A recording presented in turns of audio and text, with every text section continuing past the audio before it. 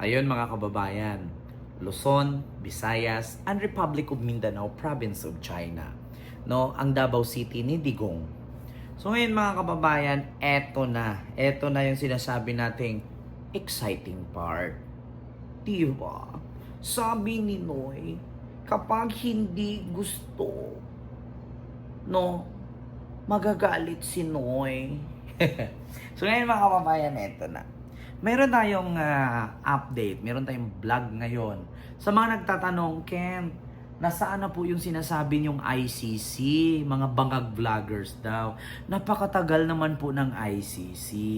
Ganito po kasi yan, mga kababayan.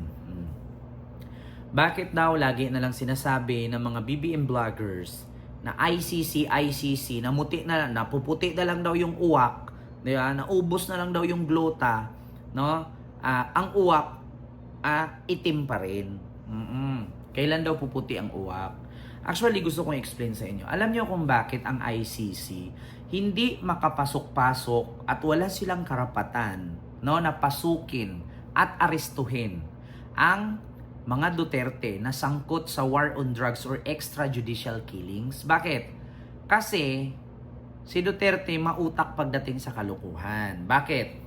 Noong 2019, no, tinanggal po ni Duterte, nung siya pa ang presidente, ang pag-join or pagka-alyado ng Pilipinas sa International Criminal Court or ICC. So ngayon, yung ICC, wala silang jurisdiction, no, na pumasok sa Pilipinas para pakialaman ang ating sovereignty or yung ating justice system. So, klarong-klaro po ha. Kaya po walang karapatan ang ICC na manghimasok sa Pilipinas at wala silang rights, no, na panghimasukan ang ating justice system. Kasi si Duterte ay kumalas pagiging miyembro ng Pilipinas sa ICC noong 2019. No? Sa madaling salita, walang karapatan ng ICC na manghimasok sa ating bansa at arestuhin si Duterte kasi wala na silang rights, hindi na tayo kasali, no, or miyembro sa International Criminal Court sa buong mundo. Kumalas po ang Pilipinas nung panahon ni Duterte noong 2019. So ngayon, agtanong, so paano yan, Ken? Hindi pala tayo pwede pasukin ng ICC, so paano maaresto si Duterte? Ito po ang sagot niyan. Panoorin nyo po ang video, pagkatapos yung mapanood, i-explain ko po. So ito po, panoorin nyo. Nakatakda ng makipag-usap ang Pilipinas sa International Criminal Court o ICC sa gitna ng gumugulong nitong investigasyon sa war on drugs ng Administrasyong Duterte ayon kay Justice Secretary Crispin Remulla. Sa panayam ng news agency na Reuters, sinabi ni Remulla na gagawin ang dialogo sa lalong madaling panahon sa isang maayos na paraan at para sa diwa ng pagkakaisa. Hindi naman daw ipinagbabawal ng batas ang pakikipagtulungan sa isang international tribunal. Pero may mga area anyang maaaring pagtulungan ng Pilipinas at ICC. Nang tanungin sa posibilidad na pagsapi muli ng bansa sa ICC, sabi ni Remulla, ibang issue pa raw ito.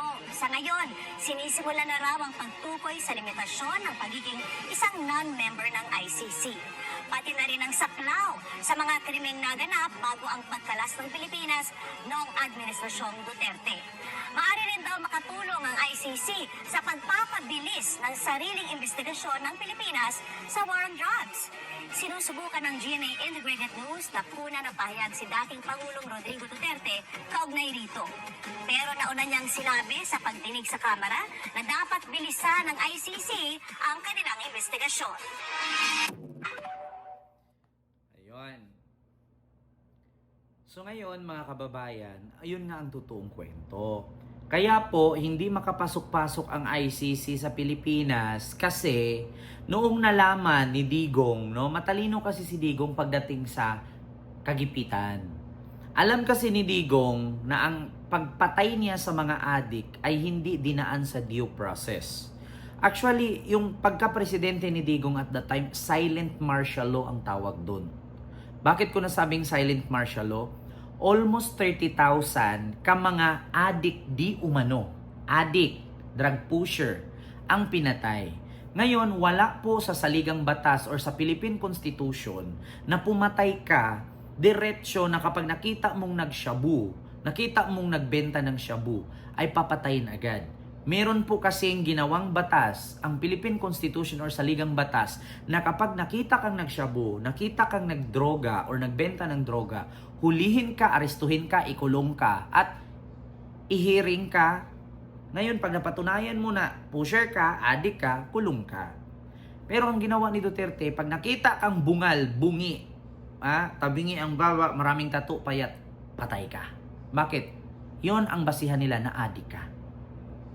Sabi nga ni Bato, kapag nakita namin tabingi ang baba, bungal ang ngipin, bungi, maraming tattoo ang katawan, payat, dilat ang mata, adik yan. Patayan. Yun ang basihan nila. Kaya ang nangyayari doon, kaya papasok ang ICC sa Pilipinas, ngunit ang ginawa ni Digong, hindi kayo makapasok. Bakit? Tanggalin natin ang pagkasali ng Pilipinas sa ICC. Kaya wala silang rights na makapasok. So ngayon, Ken, pwede bang pumasok ang ICC sa Pilipinas? Pwedeng-pwede. Kung bakit? Kapag si Pangulong Bongbong Marcos na ang mismo na lumapit sa ICC para paimbestigahan or magpaimbestiga para sa war on drugs ni Duterte, talagang klarong-klarong shoot po sa banga si Digong, not only si Digong, pati yung mga dating general, PNP.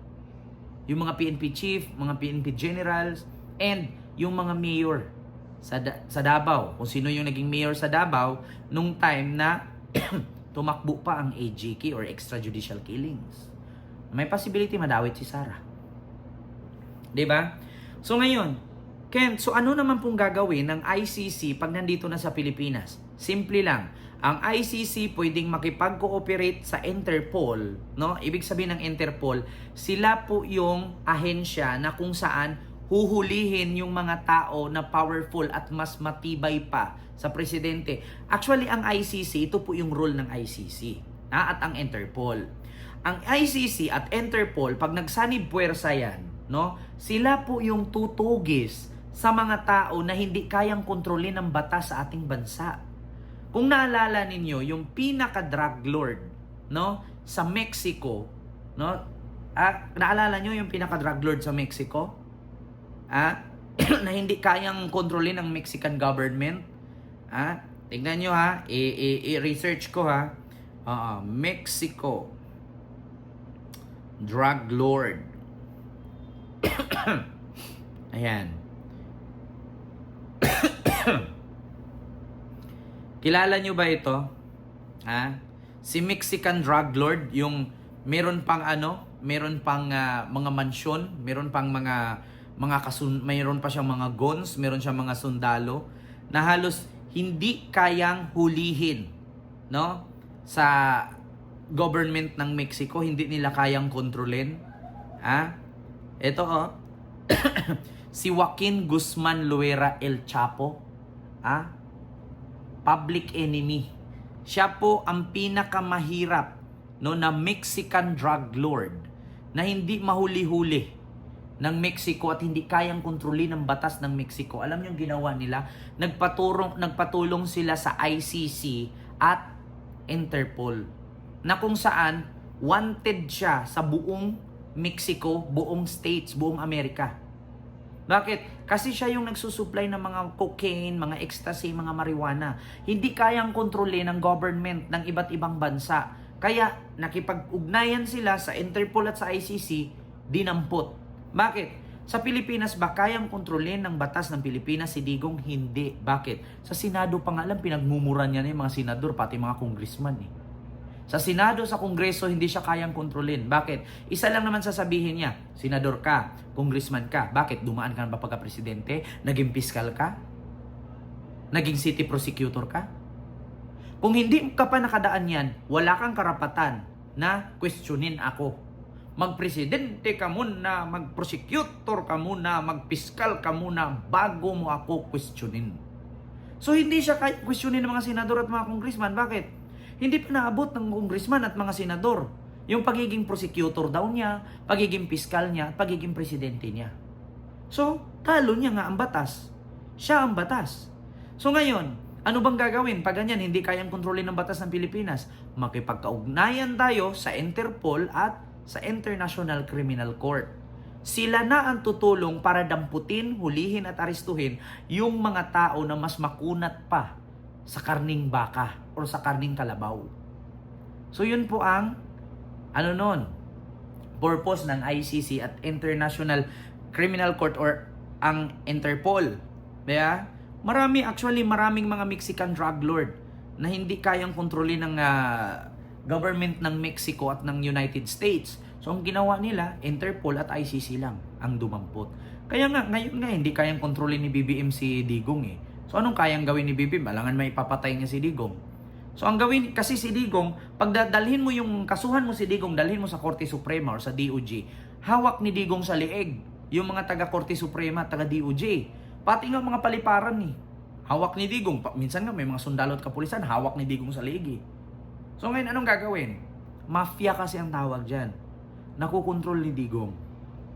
Diba? Kaya sa mga nagtatanong, bakit ang tagal naman ng ICC? Paano makapasok ang ICC kung 2019 pa lang kumalas na si Digong nung siya ang presidente?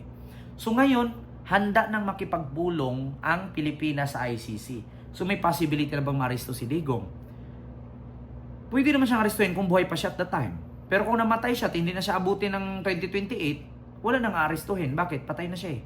Case closed. Sabi nga ni Digong, bilisan na ng ICC na imbestigahan at arestuhin ako kasi baka sakali hindi ako abutin, namatay na ako, wala na silang arestuhin. Yan ang sabi ni Digong. Diba?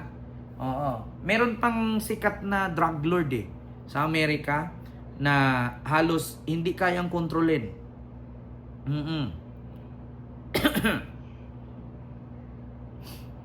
Ito pa oh. Si, anong pangalan nun? Pablo Escobar. Ayan, si Pablo Escobar, isa yan sa pinakamakunat na drug lord na ang hirap nilang hulihin. Bakit? Marami siyang goons. Ibig sabihin maraming goons, maraming kapit, may mga private bodyguard siya, may private army. Oo. Bukod doon kay Chupalo, ay kay Chupalo ba yun? Meron pa si Pablo Escobar. So, di ba? So, ngayon, mahihatulad mo ba si Pablo Escobar at si Digong? Walang pinagkaiba. Pareho sila. Demonyo sila. Oo. Ginamit lang nila ang mga mahirap para tulungan. Kasi front nila yun. Ang kaibahan lang ni Digong, tumakbong presidente. Si Pablo Escobar may sarilong mundo. May sarili siyang states, may sarili siyang batas, may sarili siyang bansa. Pero which is, si Pablo Escobar, learn the real history behind the world's most famous drug lord, the life and crimes of the world's most notorious narco. Si Pablo Escobar. So yun lang mga kababayan, yung aking reaction video ngayon. PBBM handa nang makipag-usap sa ICC para alistuhin si Duterte. And I thank you. God first. See you next vlog.